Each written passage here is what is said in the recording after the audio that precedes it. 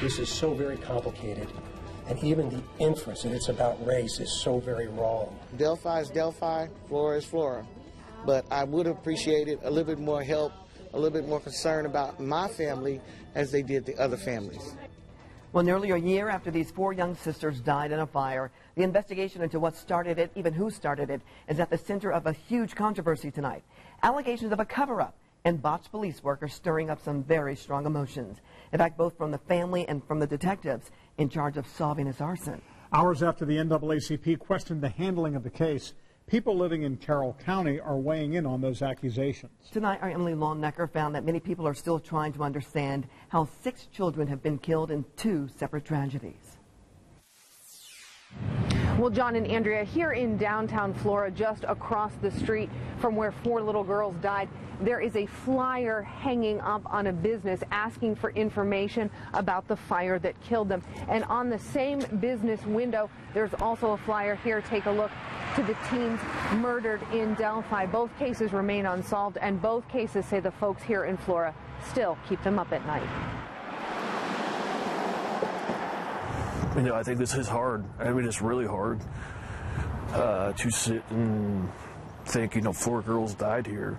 Even harder for people living in Flora to think that 11 months later, investigators still don't have any answers about who started the fire that killed those sisters. I think it's a shame that these girls aren't getting the justice that they deserve. Every single day I think of them, many times. Every time she steps outside of her house and sees the boarded up windows on the house next door, Lisa Boyd is reminded of those 4 sisters, Kiana, Kiara, Kiriel, and Kiani. How can somebody do that to 4 little girls? It's the same kind of question just 15 minutes down the road in Delphi. People there have asked about these 2 girls, Libby German and Abby Williams, whose murders also remain unsolved. They are different cases, and neither one deserves less attention than the other, neither deserves more attention. Some, though, have questioned the attention and resources the Delphi case has received compared to the one in Flora.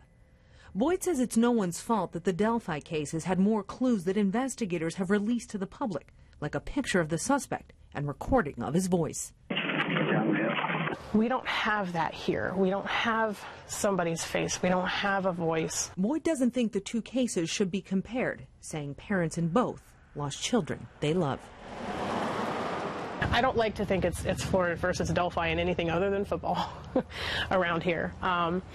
I think we've all come together to help one another and to do the best we can in these awful, awful circumstances. Neither town is used to something like this. And we spoke on the phone tonight to the mom of these beautiful 4 little girls, and she tells us that she just wishes investigators would tell her something. Galen Rose says every time she breathes, she wishes she could have her babies back. John, Andrea. Such a heartbreaking story. Emily, thank you.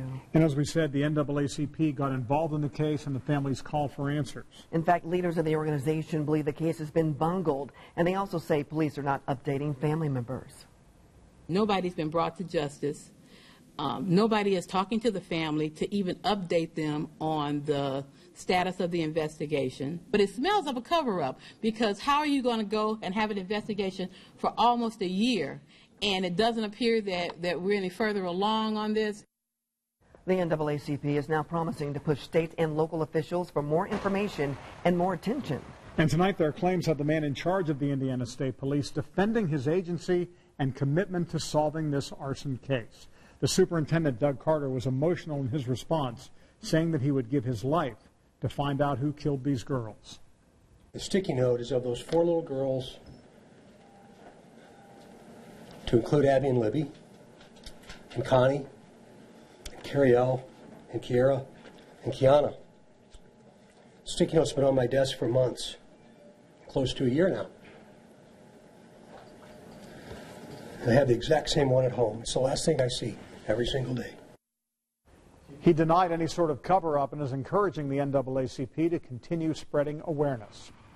And if you know anything about the fire that killed these 4 girls, you can call this tip line. The number is on your screen right now. We've also posted it for you at WTHR.com. There's a reward of up to $9,000 for information leading to an arrest.